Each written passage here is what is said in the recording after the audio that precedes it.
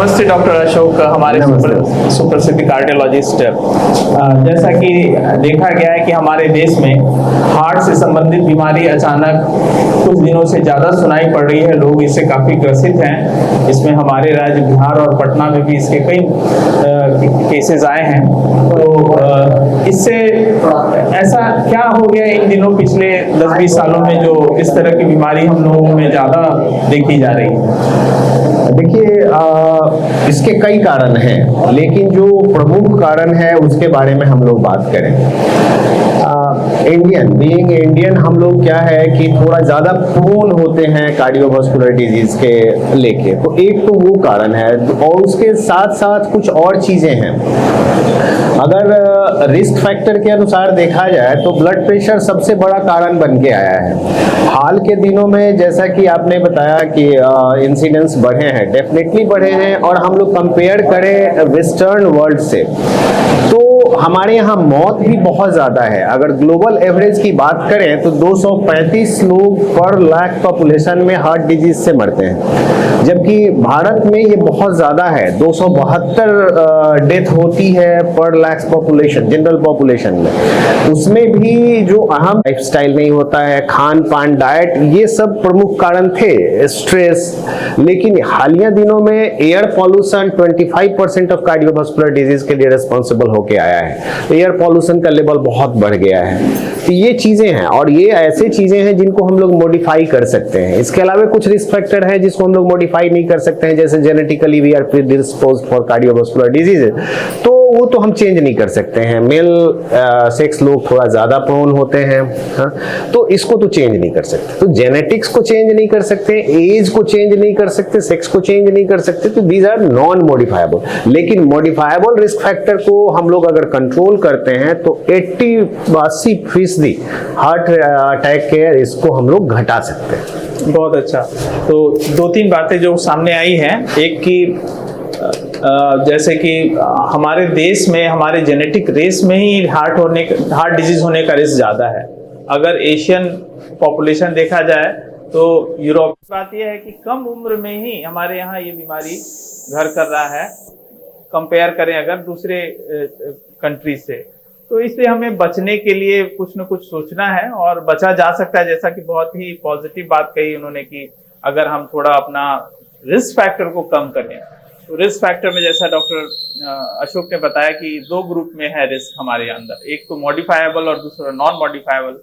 Modifiable ऐसा जिसको हम बदल सकते हैं, जैसे मोटापा, diabetes control, blood pressure control और स्मोकिंग बंद करना, ये सब कुछ मॉडिफाइबल है। पोल्यूशन एक नया चिंता का विषय जुड़ गया है पिछले 1-2 सालों में। इसमें काफी रिसर्च में बताया उन्होंने कि पोल्यूशन की वजह से भी हार्ट अटैक और अन्य बीमारी हो रही है, डायबिटीज होने का रिस्क, मोटापा का रिस्क, और केमिकल जो हमारे फूड में मिल गए हैं जैसे प्लास्टिक्स और ये एंडोक्राइन डिसरप्टिंग केमिकल बोलते हैं, जिसका कि हम आए दिन अपने खाने पीने में और जोमेटो स्विगी का जो उपयोग करते हैं, उसमें भी बहुत तरह का केमिकल हमारे पेट में, हमारे शरीर में जो जा रहा है, वो भी हार्ट अटैक बढ़ाने में और हमारे लोगों में ये बीमारी कम एज में होने में इसका एक बहुत पूर्ण योगदान है।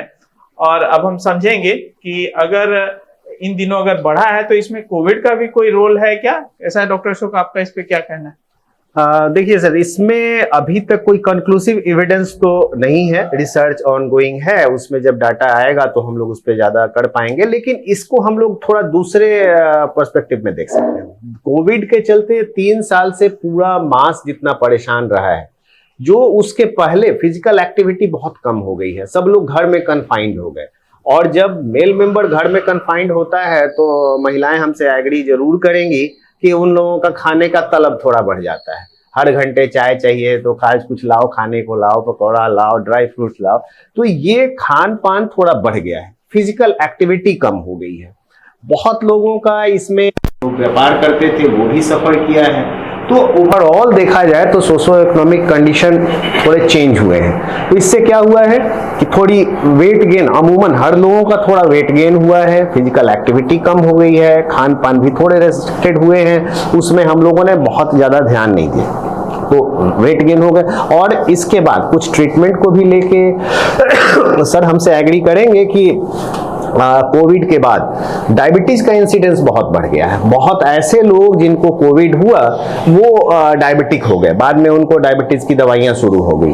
तो एक डायबिटीज हो गए, सीडेंटरी लाइफस्टाइल हो गई, फिजिकल एक्टिविटी कम हो गए, खान पान थोड़े ये हो गए, स्ट्रेस बढ़ गए। तो कंबाइंड इफेक्ट तो डेफिनेट हम लोग देख रहे हैं कि कोविड के बाद हार्ट अटैक और कार्डियोवास्कुलर डिजीज के इंसिडेंस डेफिनेटली बढ़े हैं। लेकिन ये कहना कि कोविड के चलते हुआ है, अभी थोड़ा वक्त लगेगा कि ये क्या डायरेक्ट रूप में इन्वॉल्व था या इनडायरेक्ट रूप में। तो अब हम यहाँ पे डॉक्टर सुभाष से रिक्वेस्ट करेंगे कि खान पान कैसे नियंत्रित रखा जाए ताकि डायबिटीज और हार्ट के इंसिडेंस को हम लोग कम कर पाए, डाइट और एक्सरसाइज। हाँ नहीं, थैंक यू डॉक्टर अशोक। ये बात बहुत महत्वपूर्ण है कि हमारा खान पान हमारे शरीर और स्वास्थ्य को संतुलित रखता है। और आज जो मॉडर्न भोजन का सिस्टम है और हम लोग खा रहे हैं जो जंक फूड है, और बच्चों में ही देखा गया है कि बचपन से ही बच्चे कोल्ड ड्रिंक्स और जो पैक्ड फूड है उसका लोगों को हैबिट बनाया जा रहा है, जिसको कि रोकना बहुत बहुत बहुत जरूरी है। क्योंकि आए दिन कम उम्र में बच्चों को शुगर हो जाना, कल ही की बात है, एक 14 साल के बच्चे को शुगर बहुत बढ़ा हुआ है, पेरेंट्स बहुत बट उसका वजन जो है काफ़ी बढ़ा हुआ था। तो खान पान हमारे शरीर को स्वस्थ रखता है और गलत खान पान से ये बीमारी बढ़ रही है। कोई बाहर से नहीं आया है और हमारा रिस्क भी इसलिए ज़्यादा है कि पूरे वर्ल्ड में हमारे ही कंट्री में जो है कि एक्टिविटी लेवल बहुत मिनिमम है, क्योंकि हमारे यहाँ पार्क्स की कमी, टहलने घूमने की कमी, बहुत फिजिकल एक्टिविटी और साथ में ये डाइट जो हमारा अभी चल रहा है। तो हमारे सोच में बैठा है कि हम बहुत ज़्यादा खाएंगे तो स्वस्थ रहेंगे, और बचपन से ही इस तरह का ट्रेनिंग माँ देती है बच्चों को कि खूब खाओ खूब खाओ। और इस संबंध में हमारी डाइटिशियन भी बताएंगी। लेकिन खान पान का बहुत रोल है और इसका हम लोग जरूर कोशिश करें कि भोजन को नियंत्रित रखें और वजन बढ़ने ना दें, क्योंकि वजन ये एक बहुत बड़ी प्रॉब्लम है। जो अच्छा, इसमें डिप्रेशन का क्या आपका कहना है कि आज के समाज में हमारे ये हार्ट डिजीज होने में डिप्रेशन का क्या रोल है? इसमें सिर्फ डिप्रेशन नहीं, डिप्रेशन और एंजाइटी दोनों का रोल है। जब भी स्ट्रेसफुल सिचुएशन जो आते हैं उसमें आप देखेंगे कि हमारी जो धमनियां होती हैं वो थोड़ी सी कुड़ जाती हैं। तो जब जनरलाइज कंस्ट्रिक्शन, वेसोकंस्ट्रिक्शन होता है तो उससे हमारा हार्ट रेट भी बढ़ता है, जिससे हार्ट का चाल अनियंत्रित होता है। दूसरा, ब्लड प्रेशर भी बढ़ता है। बहुत सारा जैसे सेकेंडरी कॉज ऑफ हाइपरटेंशन में हम लोग देखते हैं कि स्ट्रेस एक मेजर कॉज है। और कई बार हम लोग जो एडवाइस करते हैं योगा, मेडिटेशन, तो मेडिटेशन से भी ब्लड प्रेशर को नियंत्रित किया जा सकता है। तो इस तरह से ये एक कॉज बड़ा बन के आया है। और बहुत सारे ऐसे हार्मोन्स हैं जो स्ट्रेस रिलेटेड हार्मोन्स हैं जो कि सिक्रीट होते हैं during stressful situation, either it could be anxiety और डिप्रेशन। तो ये सब जो होती है, जो हम लोग बीइंग इंटरवेंशनल कार्डियोलॉजिस्ट इसमें देखते हैं कि इसमें धमनियों में जो बहुत स्ट्रेसफुल लाइफ जीते हैं उनमें वैसी चेंजेस होती है जैसा कि डायबिटीज में। डायबिटीज को एक बहुत बड़ा और खराब रिस्क फैक्टर हम लोग मानते हैं कि हार्ट डिजीज कराने में। तो ये उस तरह से स्मॉल वेसल डिजीज होते हैं स्ट्रेसफुल लाइफ जीने वाले को। उसमें हम लोग बहुत कुछ चाह के भी नहीं कर सकते हैं। दवाइयाँ, स्ट्रेस मैनेजमेंट इसी पे छोड़ते हैं, इंटरवेंशन के लिए कुछ जगह ही नहीं बचती है। तो स्ट्रेस तो बहुत बड़ा कारण है। तो हमें कोशिश करना चाहिए कि स्ट्रेस से दूर रहने का जो उपाय है वो करें। इसके बाद हम आपसे भी कुछ प्रश्न लेंगे ताकि उसका एक हम जवाब दें। और हम चाहेंगे कि डाइट के बारे में कुछ स्पेसिफिक टिप्स जो है, डाइटिशियन है यहाँ पे हमारे साथ, डाइटिशियन सुमिता, आप कृपया बताएं। जो डॉक्टर अशोक ने कहा कि डाइट के बारे में कुछ बात की जाए, 5 मिनट आ जाइए। अगर ठीक रहते हैं तो हमारा शरीर बहुत सारी बीमारियों से बच सकता है।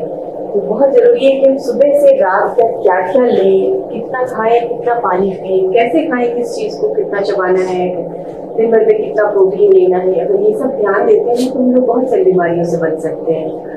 तो कोशिश करना है, अगर हम नॉर्मल हैं, हमारा वेट ज़्यादा नहीं है, भी हम प्रोटीन ज़्यादा खाएं और कार्बोहाइड्रेट कम खाएं, फाइबर रिच फूड खाएं, फल और सलाद खाएं, साग सब्जी बहुत मात्रा में खाएं, अंकुरित चीज़ खाएं।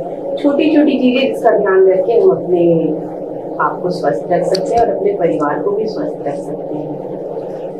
तो जैसा कि मैडम ने कहा कि नट सेल में अगर समझ कैसे कैसे करना है, बट अगर रफली हम लोग बात करें तो दिन भर में अगर 5 serving of green leafy vegetables और फ्रूट्स इंक्लूड करते हैं, उसका तरीका यही है कि बहुत मेजरमेंट हो नहीं पाती है। तो मुद्दा उठता है कि फ्रूट्स में कौन सा, ड्राई फ्रूट्स ले सकते हैं, नहीं ले सकते हैं? डेफिनेटली ले सकते हैं। जो गाइडलाइन के अनुसार अगर बात की जाए तो एक छोटी मुट्ठी बराबर आप ड्राई फ्रूट्स ले सकते हैं। बीइंग ए कार्डियोलॉजिस्ट हम लोग प्रेफर करते हैं पेशेंट को कि भाई बादाम, अखरोट ये ज़्यादा हेल्दी है बनस्पत काजू, तो क्योंकि दोनों के फैट के कंपोजिशन में थोड़ा फर्क होता है। बात करें फल की तो हर आदमी को कम से कम ½ kg फ्रूट्स खाने चाहिए दिन भर में। वैसे ही आप सैलेड, ग्रीन लीफी वेजिटेबल, जो सीजनल जो वेजिटेबल्स मिलते हैं उनका कंजम्पशन ज़्यादा करें।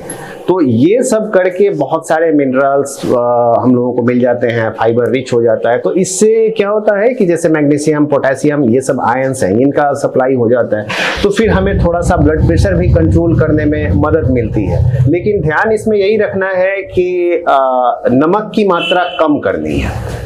सॉल्ट बड़ा कारण है, तो सॉल्ट रेस्ट्रिक्ट करना है। और ये जो है आजकल चीनी की बीमारी ही नहीं, सिर्फ चीनी से भी बचना है। तो जो शुगर है, वाइट शुगर है, इनका मात्रा जितना कम हो सके, आप हो सके तो एकदम ना ही करें, अपने डाइट से हटा दें, क्योंकि ये उतना ही खराब है जितना स्मोकिंग। हम सब एग्री तो जरूर करेंगे कि स्मोकिंग बहुत खराब है हेल्थ के लिए। शुगर उतना ही खराब है जितना कि स्मोकिंग है। तो इसलिए शुगर, सॉल्ट को रिस्ट्रिक्ट करें, ग्रीन लीफी वेजिटेबल्स और फ्रूट्स की मात्रा, सलाद की मात्रा खाने में बढ़ा दें, ड्राई फ्रूट्स एक मुट्ठी लें, तो हम लोग बहुत हद तक स्वस्थ रह सकते हैं। कुछ चल रहा तो हमको ये सोडियम को मेकअप करने के लिए क्या करना चाहिए?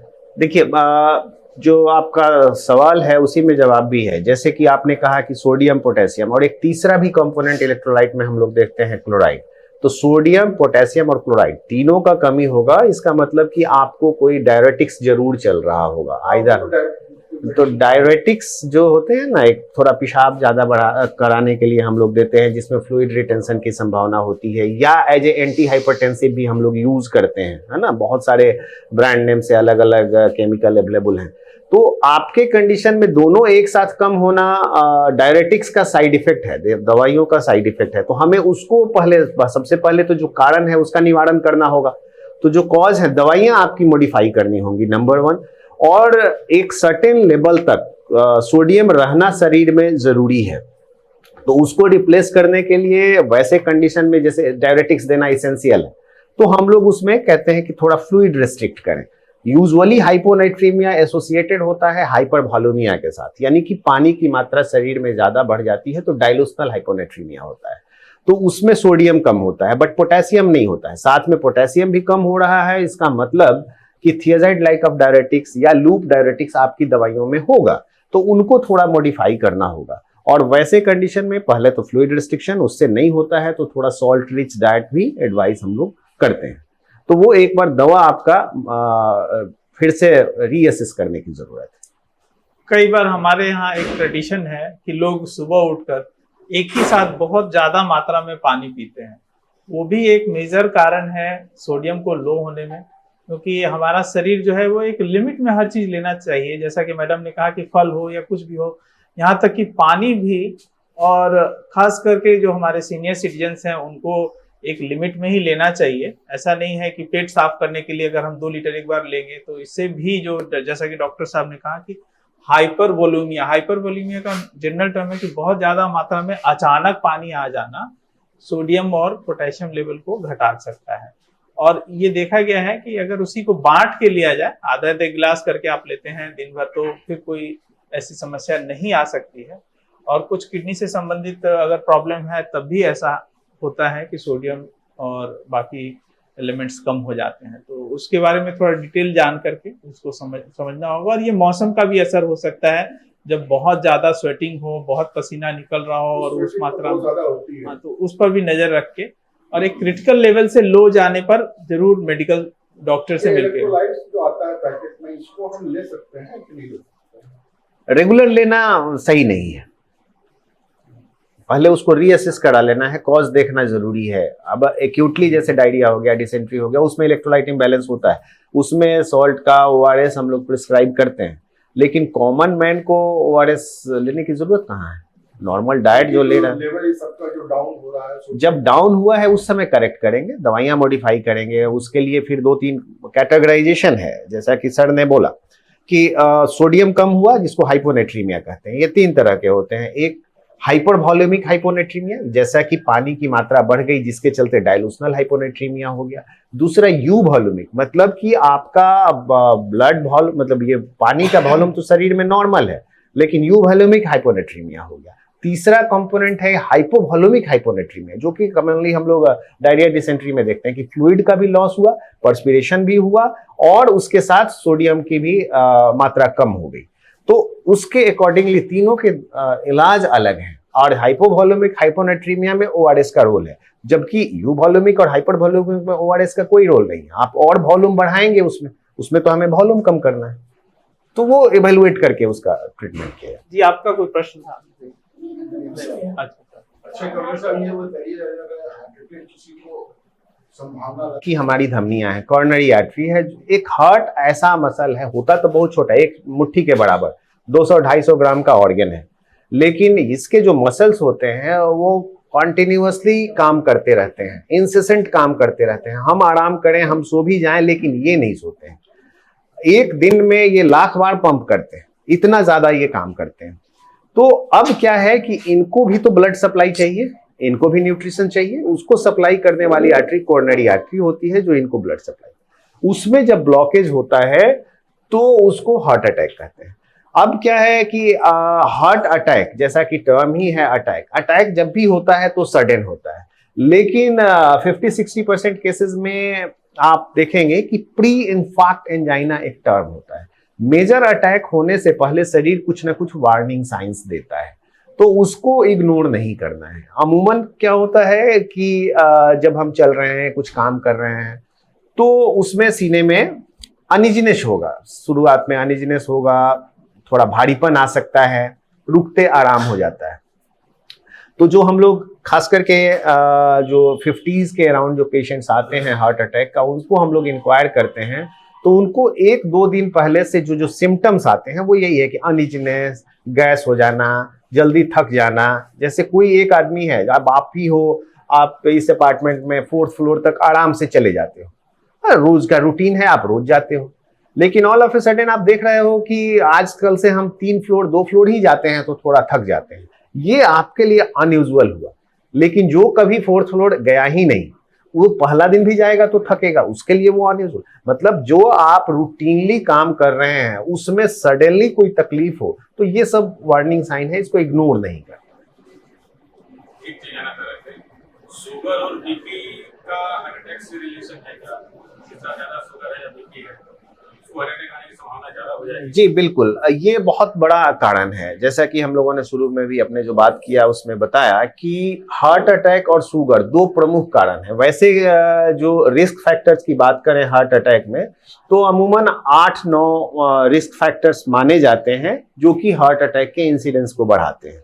इसमें सबसे अहम 1 नंबर पे अगर बात करें तो डायबिटीज है। डायबिटीज को कार्डियोवास्कुलर इक्विवेलेंस माना जाता है, मतलब ये डायबिटीज इतना ही खराब है जितना कि एक हार्ट अटैक के बाद खराब आती है, क्योंकि ये सिर्फ एक हार्ट अटैक नहीं, डायबिटीज कई तरह की बीमारियों की जननी है।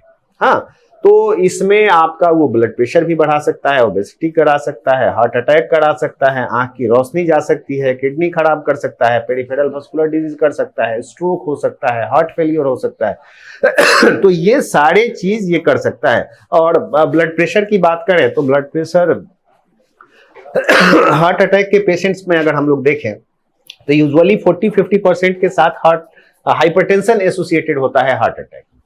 तो आप दोनों ही हैं, ब्लड प्रेशर और ये डायबिटीज, दोनों को मिला के देखा जाए तो 60-70% ऑफ हार्ट अटैक के साथ ये रहता है। तभी हम लोग कहते हैं कि सबसे पहले जो भी हार्ट अटैक के पेशेंट्स आते हैं उनका बीपी देखते हैं और उनसे डायबिटीज की हिस्ट्री लेते हैं। और रिस्क फैक्टर जो घटाने की हम लोग 7-8 में बात करते हैं, उसमें सबसे अहम है diabetes, hypertension, smoking, obesity sedentary lifestyle, alcohol, less consumption of fruits and green leafy vegetables, और इसके बाद स्ट्रेस एंड एयर पोल्यूशन। तो इन सबको हम अगर कंट्रोल करें तो 80% ऑफ हार्ट अटैक के इंसिडेंट्स को कम कर सकते हैं। जीरो तो नहीं कर सकते हैं, लेकिन 80% तक हम लोग घटा सकते हैं। चलिए, बहुत सीरियस बात हो गई हार्ट अटैक, और ये कुछ पॉजिटिव बात करते हैं कि डायबिटीज को अभी एक नए लेटेस्ट रिसर्च में देखा गया है कि अगर अर्ली 4-5 साल में अगर ध्यान दिया जाए तो ऑलमोस्ट खत्म किया जा सकता है, और उसको खत्म करके हम हार्ट का रिस्क भी खत्म कर सकते हैं। और उसका एक ही तरीका है खत्म करने का कि अपने शरीर का जो वजन है उसको 10 से 15% तक अगर घटाया गया, तो इंग्लैंड के एक रिसर्च में ये देखा गया कि उनमें जो जिनका शुरुआत में ही शुगर का डिटेक्शन हुआ था, काफी हाई शुगर थे, उनको एक डाइट इस तरह का दिया गया, फॉर्मूला डाइट दिया गया, सूप रेस्ट्रिक्टेड दिया गया, तो उनका वजन 15% तक घटाने से देखा गया कि लोगों में शुगर खत्म हो गया, और वो बिना दवा के, बिना किसी और उपाय के, कम से कम 5 साल तक अभी तक का रिकॉर्ड है जो विदाउट डायबिटीज के ट्रीटमेंट के हैं, और उनसे उनका हार्ट का भी रिस्क खत्म हो गया। तो हमारे इस प्रेमिसेस में, रॉयल गार्डन में, हम लोग कोशिश करें कि जितने भी हमारे हैं उनका वजन कम हो जाए, तो ये बीमारी से हम लोग लड़ सकते हैं, इसको रोक सकते हैं, और कम से कम आने वाले जनरेशन में इसका बहुत ध्यान देना है, क्योंकि इसका शुरुआत जो है बहुत पहले हो जाता है, जब बचपन से ही हम खान पान गड़बड़ कर देते हैं और उसकी वजह से वेट गेन होना शुरू हो जाता है। तो ये बचपन से ही देखने की जरूरत है कि सभी लोगों का बच्चों में खान पान एकदम सही ढंग से रहे। अब हम CPR के बारे में, हाँ, एक क्वेश्चन और आपसे जानना चाहेंगे सर, क्योंकि आप ज्यादा इन चीजों को डील करते हैं। आप सहमत होंगे कि हमारे यहाँ ओबेसिटी है, ओवरऑल ओबेसिटी बहुत ज्यादा नहीं है, लेकिन हमारे यहाँ सबसे बड़ा प्रॉब्लम एब्डोमिनल ओबेसिटी है। लोग दुबले पतले रहेंगे लेकिन पेट निकला रहेगा। ये एक बहुत बड़ा कारण है डायबिटीज और कार्डियोवास्कुलर रिस्क का। तो डॉक्टर सुभाष से हम कहेंगे कि क्या इसको स्पेसिफिकली कम करने का कुछ उपाय हो सकता है? एब्डोमिनल ओबेसिटी या वेस्ट हिप रेशियो, ये बहुत इंपॉर्टेंट है। जो हमारे एशियन रेस में प्रॉब्लम है, जो शुरू से बात हो रही थी, वो है हमारा पेट के ऊपर का जो है विजरल ओबेसिटी, जिसमें कि फैट जो है कि ऊपर पेट के, पूरा वजन तो पतला दुबला है बट पेट के ऊपर वजन ज्यादा है।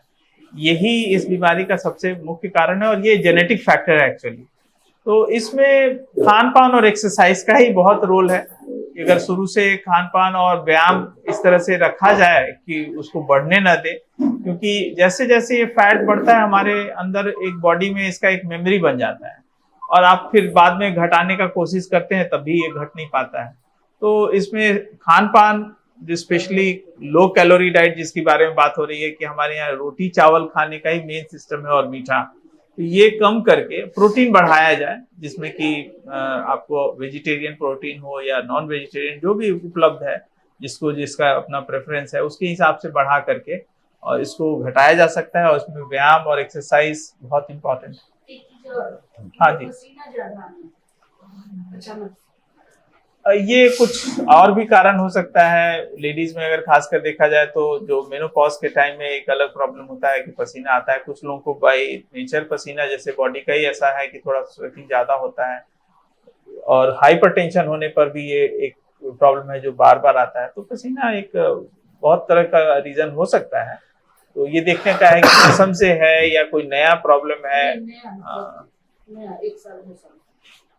उसको इन्वेस्टिगेट करके देखना चाहिए। खासकर ब्लड प्रेशर, ब्लड शुगर और सारा चेकअप करके देख लेना है। अगर किसी को अचानक बहुत पसीना आए, बहुत धड़कन महसूस हो, और साथ में लगे कि सांस लेने में भी तकलीफ हो रही है, और लगे कि कुछ बहुत शरीर के अंदर प्रॉब्लम है, तो हम जानना चाहेंगे कि अगर ऐसा हो तो क्या हमें करना चाहिए। देखिए, ये चीजें हैं, एक वार्निंग साइन है, और ऐसा हार्ट अटैक के साथ भी हो सकता है। अमूमन उसमें सीने में भारीपन होता है साथ में, और जैसा कि सर ने कहा कि ये डायबिटिक पॉपुलेशन में बड़ा कॉमन है कि सडनली हाइपोग्लाइसीमिया होता है जब दवा ले रहे हो ब्लड शुगर कम करने की, और वो लेवल आपका सर्टेन लेवल से ज़्यादा कम हो गया, तो ये जो शरीर का रिस्पॉन्स है उसमें आपको धड़कन बढ़ जाएगी, पसीने अचानक बहुत आने लगेंगे, घबराहट होगा, लगेगा कि अब हम गिर जाएंगे, बेहोश हो जाएंगे। शुगर ना हो तब ये चीजें, जैसे है कि आपका कंडीशंस है उसमें आप कह रहे हैं कि पिछले 1 साल से, हम लोग जो बात कर रहे हैं ये सडन होने का, कि ऑल ऑफ ए सडन हम लोग बैठे हुए हैं यहाँ पे, किसी को कुछ नहीं, और मुझे अचानक पसीना आने लगा, घबराहट होने लगी, धड़कन तेज हो गया, छाती भारी होने लगा, तो ये वार्निंग साइन है, ये हार्ट अटैक होने के भी साइन हो सकते हैं। लेकिन जो जिनको बहुत दिनों से लगातार आप देख रहे हो कि धीरे धीरे साल भर से 2 साल से पसीना आप नोटिस कर रहे हो कि बढ़ गई, उसमें महिलाओं के लिए अहम कॉज बताया कि एक पेरी मेनोपॉजल सिम्टम्स होते हैं जिसमें कि हॉट फ्लशेस, पसीना आना अहम है। दूसरा, ओबीज लोगों में अमूमन पसीना ज्यादा आता है थिन बिल्ट लोगों से, क्योंकि और पसीना आना खराब चीज नहीं है, ये हमारा बॉडी को कूल करने का मैकेनिज्म है। तो अब जैसे बहुत सारी दवाइयां हैं भी जिसके चलते हम पसीना को कम कर सकते हैं। बहुत मरीज आते हैं कि पसीना ज्यादा आता है, दवा दे दीजिए, लेकिन हम लोग अवॉइड करते हैं। रीजन क्या है?